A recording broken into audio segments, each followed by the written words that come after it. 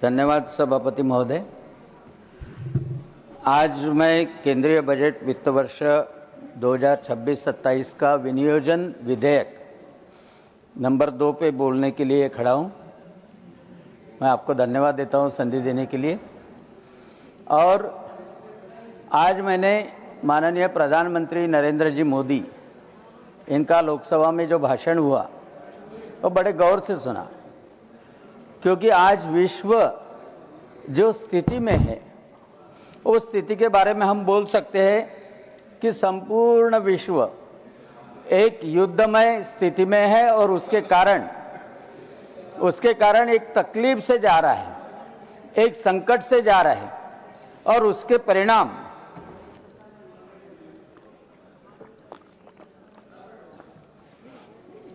परिणाम प्रत्येक देश को कुछ ना कुछ स्वरूप में भुगतने पड़ रहे हैं। आज प्रधानमंत्री नरेंद्र जी मोदी ने देश के मुखिया जैसे समझाते हैं कि कैसे कैसे भारत में बदलाव हुए, उसके वजह से विश्व में जो हलचल है उसके परिणाम भारत में सबसे कम हो रहे हैं। देखिए, पहले रेलवे डीजल पे चलती थी, लेकिन 2014 के बाद में पूरे रेलवे का विद्युतीकरण किया गया, इसलिए डीजल का इंपोर्ट हमारा कम हो गया। अध्यक्ष महोदय, इथेनॉल का ब्लेंडिंग पेट्रोल में किया गया। मैं प्रधानमंत्री जी का इसके लिए अभिनंदन करता हूं और आभार भी मानता हूं कि इथेनॉल का ब्लेंडिंग किया गया, इसलिए 20% पेट्रोल जिसकी खपत भारत में होती है इंपोर्ट करना पड़ता है, वो 20% पेट्रोल हमारा बच गया। आज हम विद्युत निर्मित में, अपारंपरिक ऊर्जा में, रिन्यूएबल एनर्जी में 250 गीगावाट तक चले गए और आज 40 लाख घरों पे सूर्य घर योजना हो गई और उसके वजह से बिजली का उत्पादन भी हमारा कुछ भी उसके ऊपर परिणाम नहीं होगी। मैं इस विनियोजन विधेयक के माध्यम से मैं कहना चाहता हूं कि जो रिफॉर्म एक्सप्रेस बनी है, वो रिफॉर्म एक्सप्रेस के माध्यम से भारत में पूरा परिवर्तन आ रहा है और विकसित भारत 2047 के तरफ हम बढ़ रहे हैं। इसमें सबसे महत्वपूर्ण पहल कौन सा होगा? तो मानवीय संसाधन यानी ह्यूमन कैपिटल इस सबसे इंपॉर्टेंट है और ये ह्यूमन कैपिटल को यूटिलाइज करना होगा। आज हमारा डेमोग्राफी ऐसा है कि हमारा यंग जनरेशन सबसे बड़ी संख्या में है, जो प्रोडक्टिव हो सकता है, लेकिन प्रोडक्टिव बनाने के लिए उनके तरफ ख्याल देना पड़ेगा और उसके लिए प्रधानमंत्री नरेंद्र जी मोदी यंग जनरेशन का मोरल भी बढ़ाते हैं, उनमें कौशल्य विकसित करने की योजना भी बनाते हैं और उनको देश में और देश के बाहर कहां का रोजगार मिल सकता है उसके तरफ ध्यान देते हैं। देखिए, ये ह्यूमन कैपिटल इतना इंपॉर्टेंट है। ये ह्यूमन कैपिटल यानी मिट्टी का गोला, कुम्हार ने उसको अच्छे से आकार दिया तो बर्तन में परिवर्तित हो सकता है, लेकिन उसको आकार नहीं दिया तो वो डिस्ट्रक्टिव भी हो सकता है और उसके वजह से कौशल्य वर्धन, स्किल डेवलपमेंट का सबसे बड़ा प्राथमिकता मोदी जी ने दी है। युवाओं का कौशल्य वर्धन होना चाहिए और विभिन्न क्षेत्रों में जो स्थानीय प्रतिभा है उसको डेवलप करने के लिए विशेष बल दिया गया है। वोकल फॉर लोकल, मन की बात में प्रधानमंत्री जी की मन की बात हर एक ने सुनी, तो हर मन की बात में देश के विभिन्न कोनों में जो हैंडीक्राफ्ट बनते हैं, जो टॉयज बनते हैं, जो संसाधन निर्माण करते हैं, वो मानव के द्वारा निर्माण करते हैं, उसका कौशल्य और उसका मार्केटिंग भी, मैं तो बोल सकता हूं मार्केटिंग भी माननीय प्रधानमंत्री नरेंद्र जी मोदी जब मन की बात में बोलते हैं, अपने आप उसका मार्केटिंग हो जाता है। और वो तो बार बार बोलते हैं कि अपने देश की जो सबसे अच्छी चीजें है उसके बारे में बार बार बोलिए, वोकल फॉर लोकल हो जाइए। और वोकल फॉर लोकल होने का परिणाम हमारे महिला बचत गट है, महिलाएं हैं, कारागिर है, उनको उनके हाथ को रोजगार अच्छे से मिल सकता है। इस बजट में शिक्षा से रोजगार एवं उद्यमिता, क्योंकि शिक्षा का मकसद सिर्फ नौकरी मिलाना नहीं है। मैकॉले ने हमको शिक्षा दी थी क्योंकि उसको अंग्रेज सरकार के नौकर निर्माण करना था, उसको क्लर्क बनाना था, उसको बाबू बनाना था, अंग्रेज का शासन चलाने के लिए लोगों को निर्माण करना था। लेकिन हमारा उद्देश्य आज शिक्षा का यह है कि उससे रोजगार निर्माण होना चाहिए, उससे उद्यमिता पनपनी चाहिए, और उसके लिए स्थायी समिति के गठन का प्रस्ताव इस बजट में रखा गया। और लक्ष्य ये है कि 2047 तक वैश्विक सेवा में हमारी हिस्सेदारी 10% तक पहुंचनी चाहिए। इसके वजह से उच्च वृद्धि, रोजगार और निर्यात की संभावना जो जो क्षेत्रों में है उसको प्राथमिकता मिल सकती है। देखिए सर, इस बजट में टियर 2, टियर 3 के नगरों में ICAI, ICSI, ICMAI जैसे व्यावसायिक संस्थानों के द्वारा मॉड्यूलर पाठ्यक्रम तथा व्यवहारिक साधन विकसित करके कारपोरेट मित्र निर्माण करने की संभावना है। और इस कारपोरेट मित्र के माध्यम से मुख्य औद्योगिक एवं लॉजिस्टिक कॉरिडोर विकसित हो सकते हैं। और इस बजट में यही अंतर्भूत किया गया है कि 5 विश्वविद्यालय नगर समूह यह विकसित राज्य करेगा और उसके लिए केंद्र सरकार उसको सहायता प्रदान करेगा। क्या होगा इस 5 विश्वविद्यालय नगर समूह में?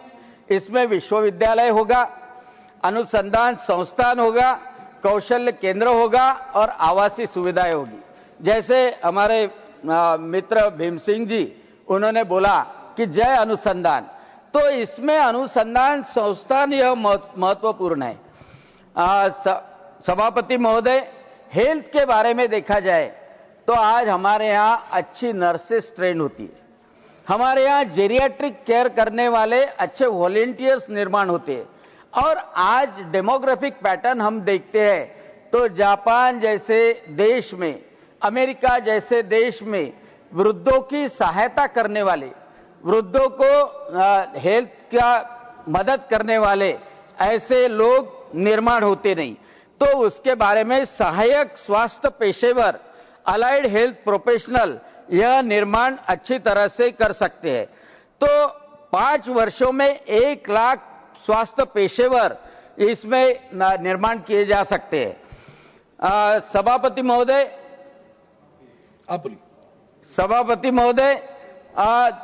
अकाउंटिंग बहुत महत्वपूर्ण है और ये लेखाकार निर्माण यह भी इस बजट के माध्यम से निश्चित ही किया जाता है।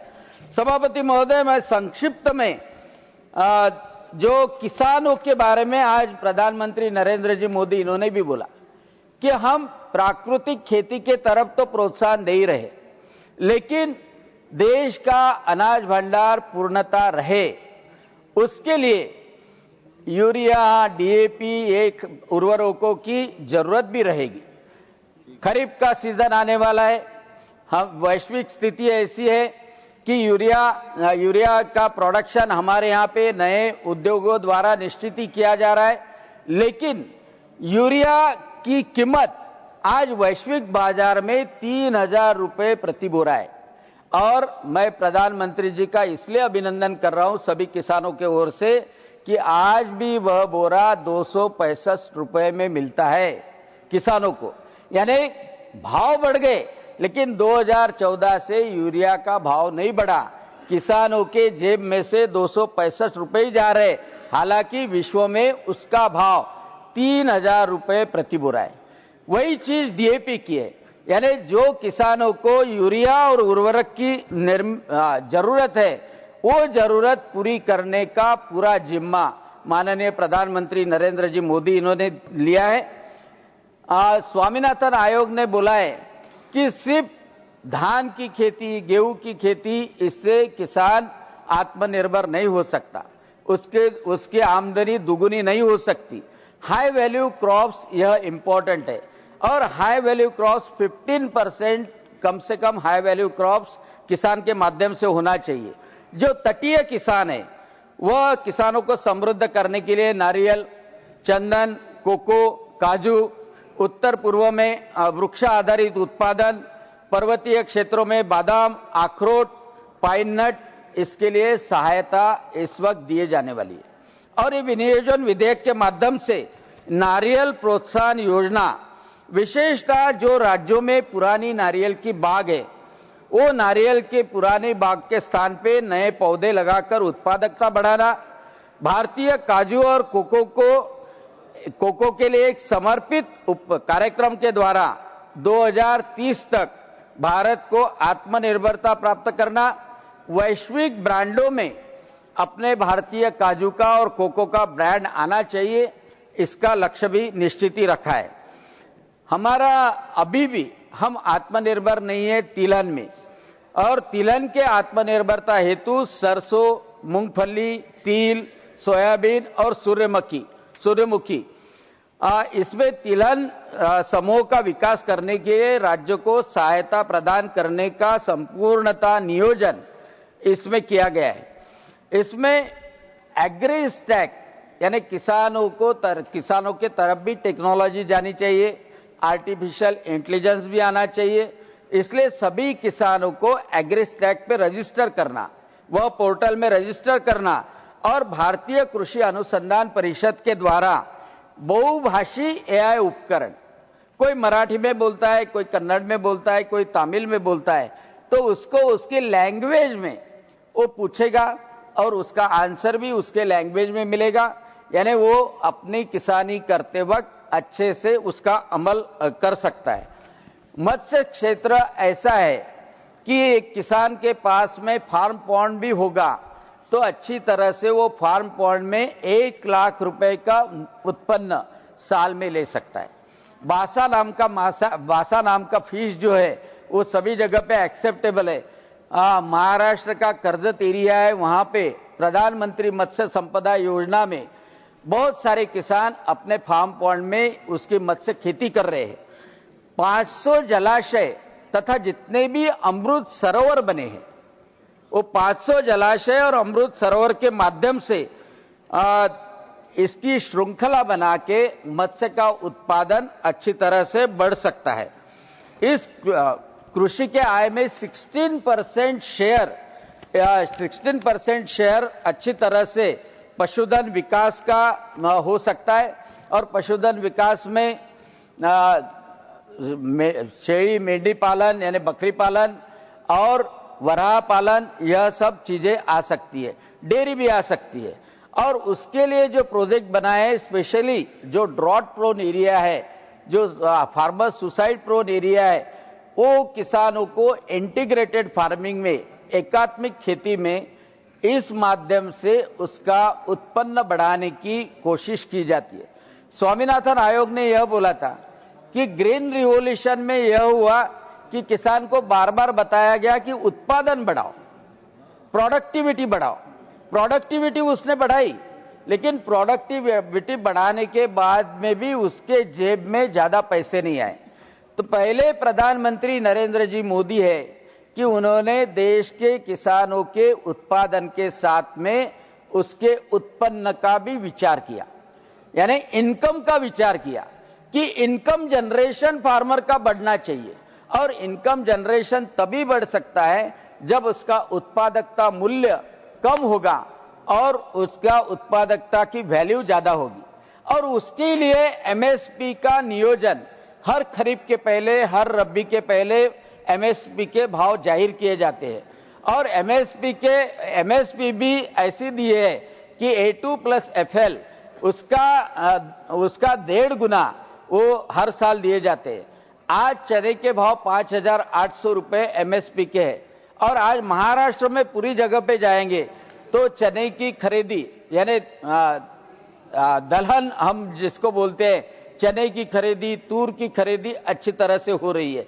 और यह खरीदी मार्केट इंटरवेंशन करने के कारण मार्केट भी डाउन नहीं होता है।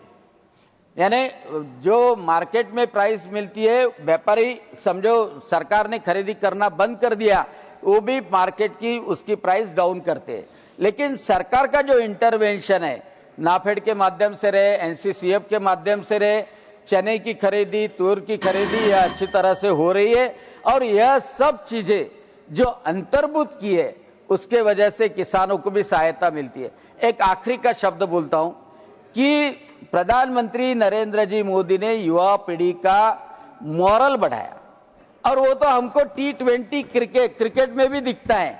T20 क्रिकेट में तीसरी बार चौथी बार हम फाइनल जीत के आगे। प्रधानमंत्री नरेंद्र जी मोदी ने सिर्फ क्रिकेट वालों का ही नहीं, दिव्यांग जन जो खेलने को जाते हैं उनको भी खुद के घर में खाना खिला के, लाडू उनको दे के उनका मोरल बढ़ाया।